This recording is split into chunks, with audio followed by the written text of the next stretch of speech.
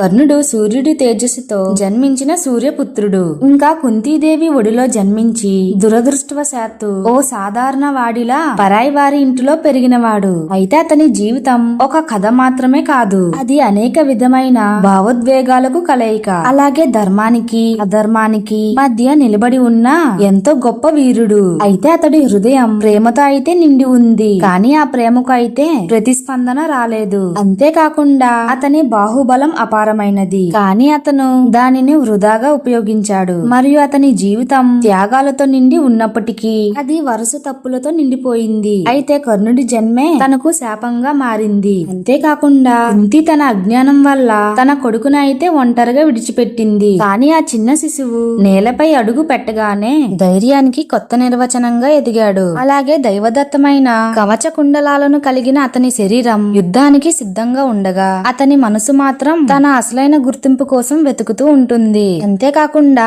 అతను ఒక సాధారణ చక్రవర్తి వలె శక్తివంతుడు అయినప్పటికీ అతని సామాజిక హోదా అతన్ని ఒక యోధుడిగా గెలవకుండా అడ్డుకుంది. అయితే ఇలాంటి పరిస్థితిలో ఉన్న అతడి కలల్ని నెరవేర్చింది దుర్యోధనుడు. కానీ అదే అతడి మొదటి తప్పుకు అయితే దారితీసింది. అయితే దుర్యోధనుడు కర్ణుడిలో ఉన్న గొప్పతనాన్ని గుర్తించి అతనికి అంగదేశం రాజ్యాన్ని అయితే ఇచ్చారు. అప్పుడు కృతజ్ఞతతో నిండిపోయిన కర్ణుడు ఒక గొప్ప స్నేహితుడిగా మారిపోయాడు. అయితే ఇదే అతని జీవితాన్ని రెండు కీలకమైన మార్గాలుగా విడదీసింది. కృతజ్ఞతకు ధర్మాన్ని తాకట్టు పెట్టినది, ఇంకా నిజాన్ని అంగీకరించలేని గర్వాన్ని పోషించినది. మరియు సభలో ద్రౌపదిని అవమానించిన దుర్యోధనుడికి అండగా నిలిచిన అతని గొప్పతనం క్షణంలో ముక్కలయ్యింది. అయితే ఆ అవమానాన్ని ఒక్క మాటతో ఆపగలిగిన కర్ణుడు ద్రౌపది దుఃఖాన్ని చూస్తూ అక్కడే నిలబడ్డాడు. అయితే అది ఒక మహాయోధుడికి తగిన చర్య కాదు. ఇంకా అతను పాండవులలో పెద్దవాడినని తన నిజమైన సత్యాన్ని తెలుసుకున్నప్పుడు కృష్ణుడు స్వయంగా వచ్చి ధర్మం వైపు తిరగమని చెప్పాడు. కానీ కర్ణుడి గర్వం, బాధ,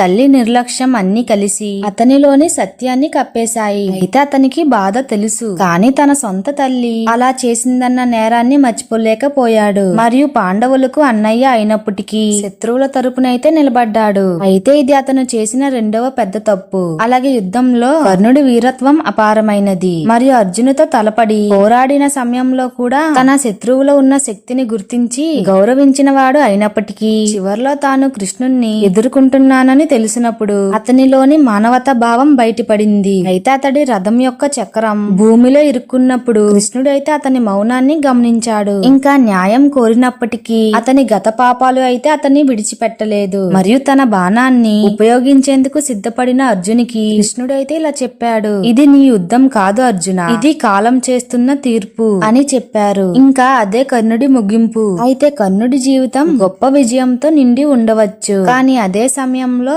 అది గొప్ప దుఃఖంతో నిండి ఉంది. అయితే అతని మూడు ప్రధాన తప్పులు ఏంటంటే దుర్యోధనుడికి బానిసగా మారడం, ఇంకా ద్రౌపదిని అవమానించడం ఆపకపోవడం, మరియు అతని నిజమైన కుటుంబాన్ని కూడా అంగీకరించడానికి నిరాకరించడం. అయితే ఇవి అతని జీవితాంత పశ్చాత్తాపంగా మిగిలిపోయాయి. కానీ అతని నిజాయితీ, ధైర్యం మరియు అతని లక్ష్యం పట్ల ఉండే నిబద్ధత అతన్ని పురాణాల్లో అయితే చిరస్థాయిగా నిలిపాయి. అయితే ఈ కథ కేవలం మహాభారతంలోని పాత్రల విశ్లేషణ కాదు, ప్రతిబింబించే తాత్విక కథ.